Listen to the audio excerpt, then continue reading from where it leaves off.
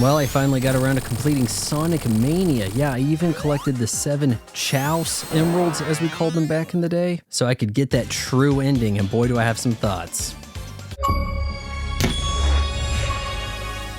But before we get into it, I want to give a quick mention to my buddies over at CalderaLab.com, makers of the Icon, which blurs dark circles around your eyes. Use my promo code FRY15 to save 15% at checkout. During my childhood, we were a Nintendo house.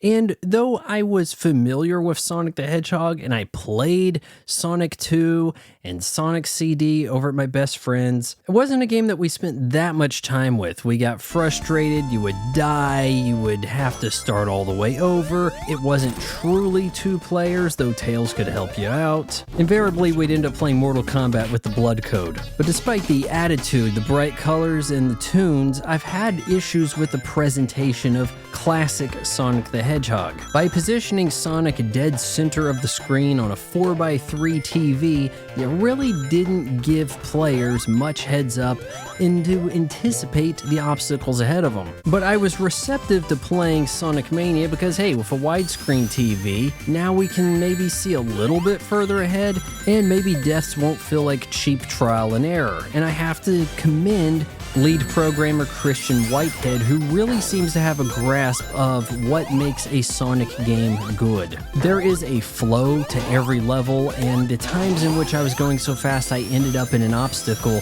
were few and far between.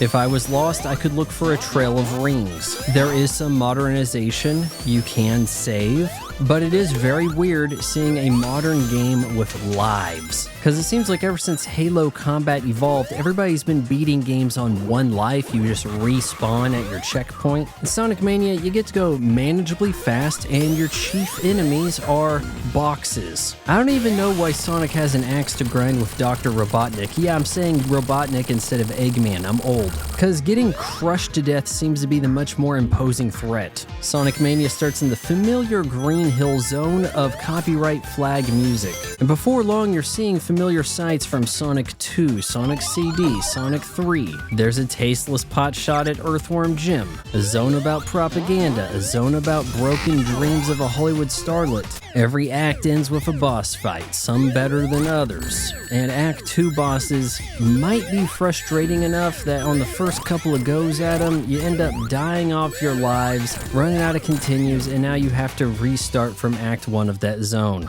Such is the case with me at the final zone, Titanic Monarch. I get to Robotnik, get beat, and then, oh man, I have to go through the whole damn zone again. And eventually, I was like, screw it, I'm entering a debug code, I'm fighting it out over here.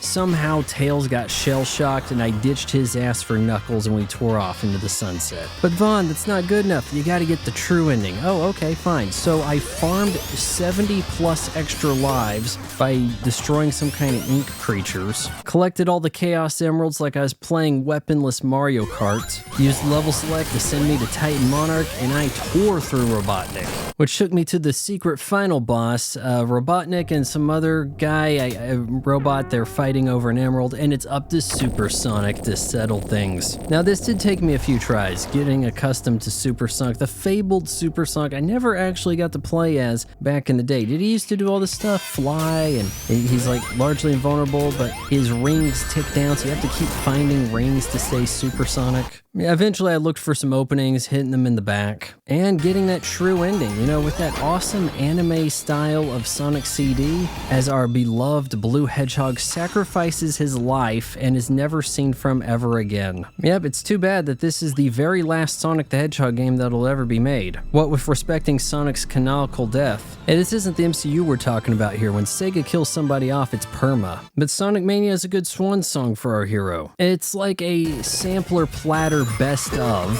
which is almost what you want out of something that's been remastered. A slight modernization in controls, easier for noobs to get into. It's just unfortunate that the lead behind this had to go the route of making a fan game, a ROM hack. which, rather than getting sued out of his britches, attracted the attention of Sega, setting a horrible precedent. Hey 40-somethings, you want a new Shinobi game? Well, copyright infringe Shinobi and you just might get Sega to release it. I simply can't endorse this practice. If true genius will create their own property. But Vaughn, if Christian Whitehead made a game of his own intellectual property without using Sonic, no one would have noticed. Well, it comes with the territory. Being a true artist is suffering in obscurity. I give Sonic Mania an 8.9 out of 10.